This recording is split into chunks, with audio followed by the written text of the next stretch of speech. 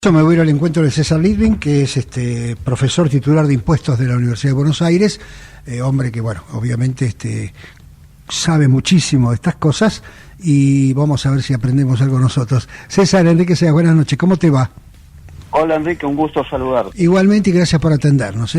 César, bueno, primero voy a ir de lo general a lo particular, porque, bueno, el gobierno se lleva un año y meses en el poder, valga el juego, la redundancia, y quería preguntarte, en materia impositiva, digamos, tanto en términos de los impuestos que los argentinos pagamos, la forma en que lo pagamos, la organización del ahora se llama ARCA, si tuvieras que hacer un pequeño balance, por supuesto, ¿cómo lo ves? El balance es positivo porque ya hay señales muy claras de que han bajado algunos impuestos y se han eliminado otros. Por ejemplo, con la ley de medidas fiscales se eliminó el ITI, que era el impuesto a la transferencia de inmuebles por parte de personas físicas y sucesiones indivisas. Era un impuesto que gravaba el 1,5% precio de venta de los inmuebles.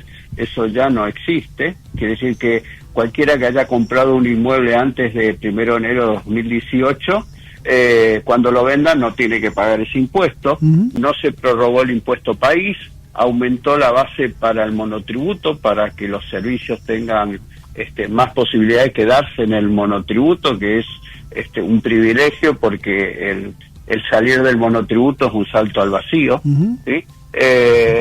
Bueno, mejoró un poco el tema de autónomos, bajó básicamente el impuesto internos a los autos a través de eliminación de la etapa 1 y que queda una única etapa con una alícuota más reducida. Eso hizo que los autos bajen cerca de un 18 o 20% el precio de venta. Igual sigue siendo alto el contenido tributario en los autos. Ha bajado o eliminado, depende en algunos casos, el impuesto muy distorsivo, que es el impuesto a las exportaciones, que acá se llama retención a las exportaciones. Solo 12 países en el mundo lo tienen. Y además vemos ha bajado también para importaciones puerta a puerta, algunos derechos, algunos tributos. Hay buena voluntad y se entiende, y lo dice expresamente el presidente, lo dijo en la Asamblea Legislativa, que hay muchos impuestos y que hay que seguir bajando la carga tributaria, pero, digo, en la Argentina existe un federalismo fiscal muy deformado. Nación, provincia y municipios cobran impuestos. Algunas provincias y algunos municipios en lo que va del año pasado y este año han aumentado los tributos. Entonces no tiene mucho sentido que la nación haga el esfuerzo si después viene la provincia y te aumenta ingresos brutos, que es el peor impuesto del sistema tributario argentino. Esto ya lo venimos hablando muchas veces. Y por el otro lado, los municipios empiezan a buscar nuevas tasas o aumentar las tasas municipales, que algunas de las tasas son verdaderos impuestos, pero que se disfrazan de tasa porque mide capacidad económica y no mide costo prestacional, ¿no? Entonces, me da la sensación de que todavía queda mucho por hacer. El gobierno nacional está en esa sintonía.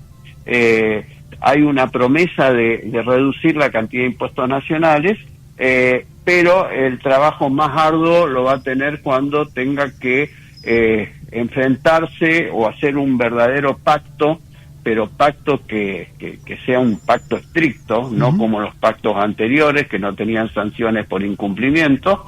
Con las provincias, modificar sin lugar a duda el régimen de coparticipación, que hoy es totalmente obsoleto, donde hay ganadores y perdedores, y donde una parte puede ser el anuncio de ayer del ministro del Super IVA o el IVA provincial, donde la nación cobre la alícuota de lo que representa hoy la recaudación propia del IVA, que es un impuesto coparticipable, y después cada provincia se arregla como quiere o como puede para poder financiarse. El problema que hay en las provincias es que el peor impuesto es el que más recauda. Más del 80% de ingresos propios es de ingresos brutos, con lo cual se han acostumbrado a cobrar ese mal impuesto y a gastar tranquilamente, porque le llega por un lado por coparticipación y por el otro lado por este impuesto, que además tiene un problema importante, este impuesto de ingresos brutos, que el 70% de la recaudación es anticipada. Claro. ¿Sí? Entonces el contribuyente en muchos casos tiene verdaderos saldos a favor, y esos saldos a favor en época de inflación se derriten como un helado en la mano. Y además hay un problema: cuando a una jurisdicción le vas a pedir que te devuelva lo que es tuyo, te miran con cara de pocos amigos, te cargan inspecciones, etcétera. Entonces, digo, ahí hay un tema importante a resolver. No alcanza todos los esfuerzos que haga la nación. Las provincias tienen una carga importante. Por ejemplo, ingresos brutos representa el 4,1% del PBI. Claro. ¿Sí? Sí, sí. Y tenés impuesto de sellos, que es otro impuesto medieval, que en época de la digitalización estamos cobrando impuestos a los instrumentos, Claro. ¿no? Sí, sí. La Edad Media. Sí, sí. Y además entorpece todas las operaciones inmobiliarias y las operaciones de compraventa de autos. Uh-huh. Entonces, es lo que hay que trabajar mucho por trabajar, pero pongo énfasis en que es importante la voluntad política de provincias y municipios. El gobierno nacional cree que con la competencia entre jurisdicciones va a ser importante, como existe hoy en Estados Unidos. Sabes bien que sí, sí. alguna gente se radica en determinado lugar para vivir porque es más barato de impuestos o para realizar emprendimientos, y en función de eso la idea es que las jurisdicciones que traten ásperamente al contribuyente, el contribuyente elija ir a otra jurisdicción. Esto no es un tema tan fácil porque las fábricas no tienen rueditas. Sí, es lo que te iba a decir. En Estados Unidos hay mucha más movilidad de todo, movilidad de capital, movilidad de la gente, hay ciudades equivalentes en todos lados, con servicios, entonces la gente se mueve de un lugar a otro, alquila, va, viene, hay un mercado de capitales muy ágil para manejar las transiciones y las mudanzas y lo que fuere. Argentina tiene serias restricciones en esos sentidos, ¿no? Sí, claro. Por eso es un tema que puede servir para nuevos emprendimientos donde el emprendedor pueda elegir, bueno, en lugar de instalarme en La Matanza, voy a 3 de febrero, que sale más barato. Sí, de hecho, como pasó en forma, yo diría, casi inédita en la Argentina, no, más que la ocasión, la pelea por la instalación del puerto para Vaca Muerta entre Buenos Aires y Río Negro, en fin, claro. Cosas que nunca habíamos visto, ¿no? César, sí. te lo pregunté, no me lo contesté todavía, pero refuerzo. Y el ARCA, porque cuando nosotros estudiábamos el tema ya por el 2023, ¿no? La AFIP parecía tener algunos problemas vinculados con sus recursos humanos en términos de el tipo de recurso humano que se hace falta ahora en una gestión moderna, tecnológicamente más moderna, y por supuesto un déficit de tecnología importante derivado de lo que le pasa a todo el sector público, y yo te diría también en el sector privado, de subinversión en tecnológica. ¿Ha habido algo ahí o todavía está por ahora en la reestructuración de personas?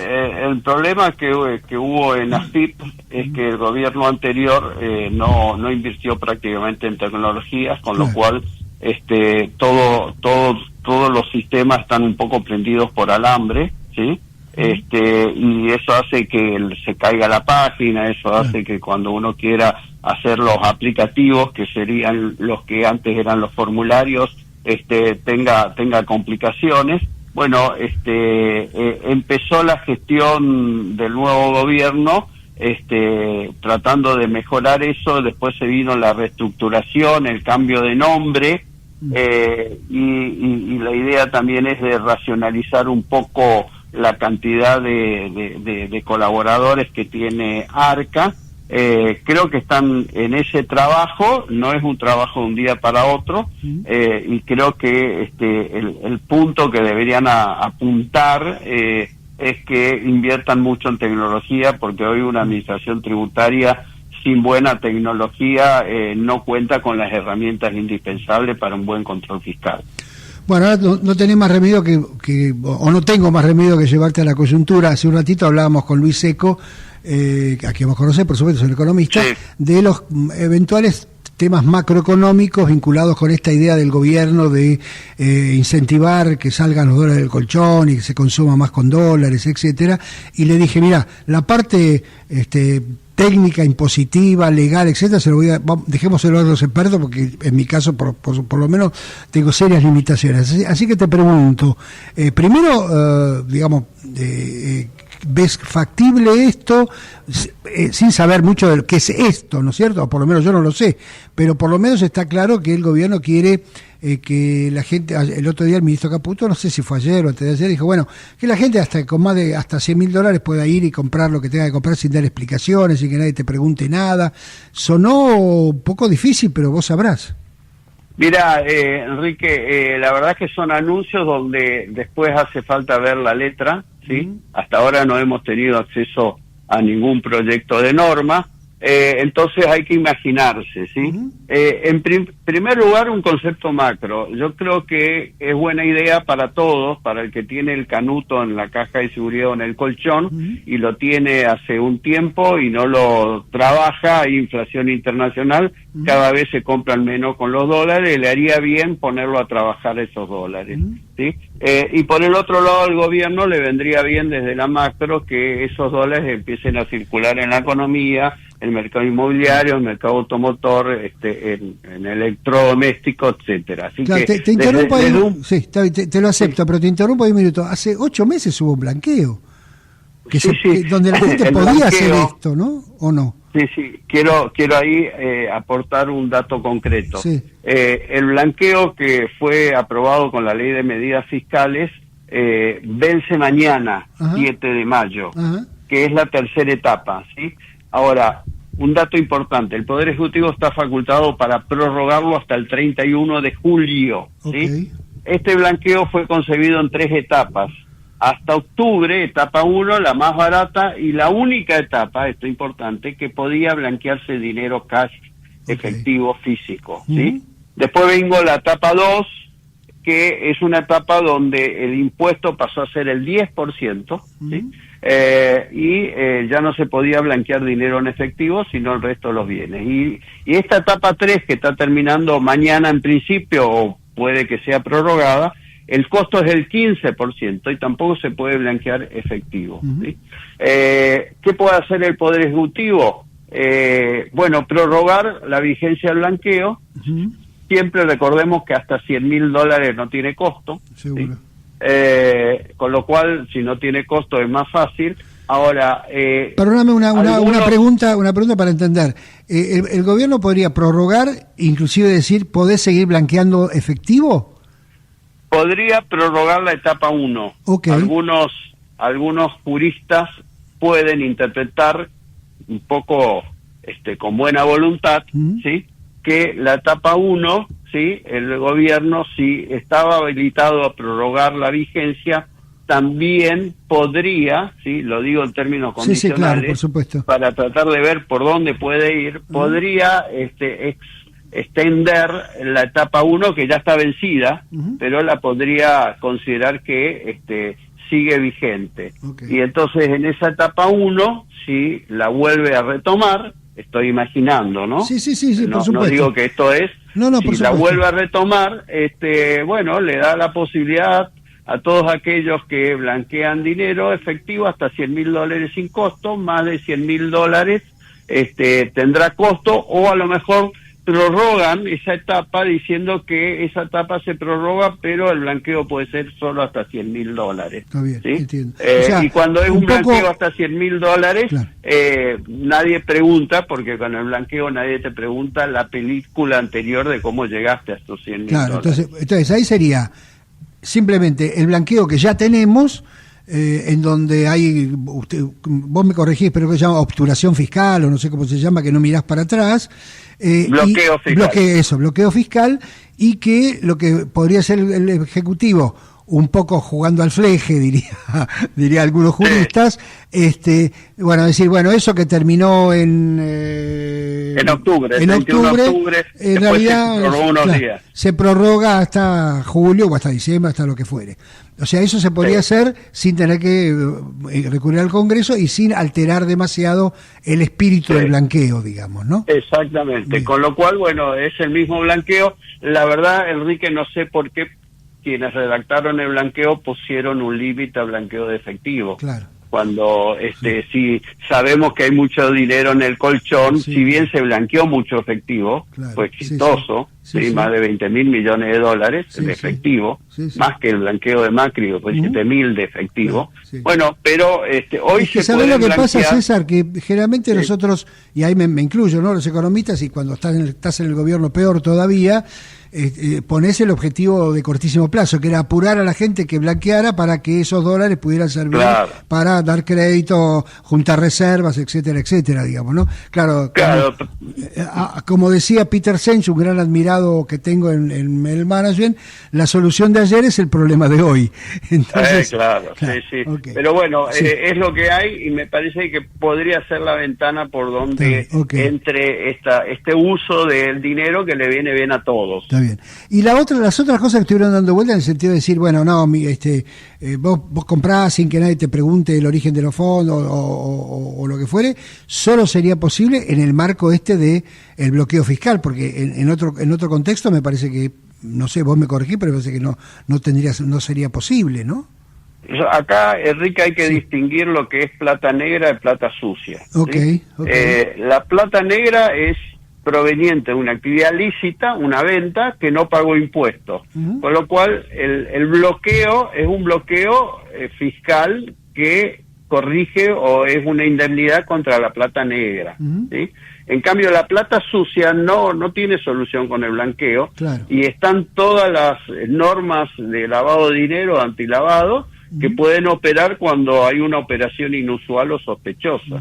Entonces, esa línea divisoria es importante, porque no sea que cualquiera que no tenga una trazabilidad de qué hace pueda blanquear dinero sin tener que dar explicaciones. Claro, porque digo, esa línea debe ser, en algunos casos difícil de trazar, ¿no? Porque, vos lo marcas bien. Si yo tengo una actividad lícita que digamos, cuyos producidos puede justificar que yo tenga guardado, no sé, $50.000, es una cosa. Ahora, si yo de pronto tengo una actividad lícita que es tener un kiosco, con todo respeto, y digo quiero blanquear $1 millón, me parece que ahí debe haber algún tipo de cuestión, ¿no?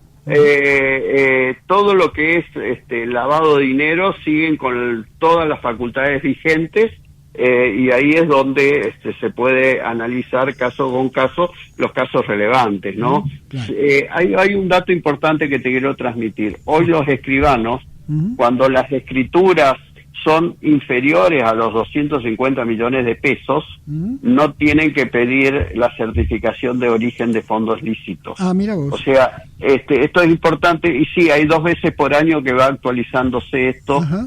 Son 700 salarios mínimos, entonces cada vez que se modifica el salario mínimo, que lo hacen semestralmente, aumenta esto. Entonces eso no significa que el escribano, si quiere, puede pedirlo, ¿no? Claro. Pero está relevado de pedir el origen de los fondos lícitos cuando el valor de la escritura sea inferior a ese y en el caso de los bienes muebles, digamos, los automóviles, que es lo más ¿es lo mismo? Los automóviles tienen un monto más pequeño, no recuerdo ahora cuánto. Pero también hay un monto libre de explicaciones, digamos, para ponerlo libre de explicaciones, que serían los que vuelan por debajo del radar por el monto, no tan significativo, no tan material como se dice. Te hago la última, me estoy quedando sin tiempo, César, y al igual que blanqueo, la prórroga esta que estaríamos imaginando, por supuesto, yo sé que no es es una imaginación y no una información, requiere también la adhesión de las provincias, imagino. Bueno, en este blanqueo algunas provincias no se adhirieron, ¿sí? Porque las provincias están facultadas para adherirse o no, ¿sí? Por ejemplo, la provincia de Buenos Aires no se adhirió. Y bueno, el que blanquea en la provincia de Buenos Aires puede tener una contingencia si le tocan el timbre y digan, bueno, esto que blanqueó tendría que haber pagado ingresos brutos. Claro, o sea que las provincias que se adhirieron, si ahora el gobierno prorrogara, obviamente están automáticamente adheridas. Automáticamente. Las que no se adhirieron, no sé si todavía están a tiempo, podrían adherirse o no.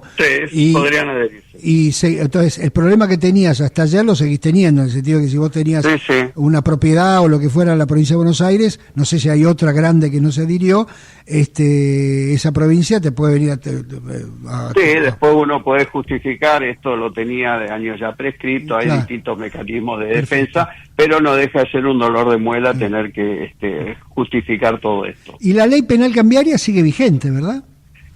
Sí, pero me parece que un poco la idea de no preguntar nada tiene que ver con flexibilizar normas del Banco Central. Claro. Recordad que el régimen penal cambiario te remite a las normas inferiores del Banco Central. Sí. Si esas normas se flexibilizan, creo que es la idea de que cualquiera que tenga dólares lo puede usar para pagar pesos o pesos para pagar dólares, etcétera. Yo creo que vamos hacia ese camino. Perfecto. De hecho, sí creo que en el proyecto que vos trabajaste había algo eso, ¿no? Así es. César, te agradezco mucho estos minutos, ha sido muy clarito como siempre, te mando un fuerte abrazo. Buenas noches y muchas gracias por la convocatoria. Chao. Muy bien.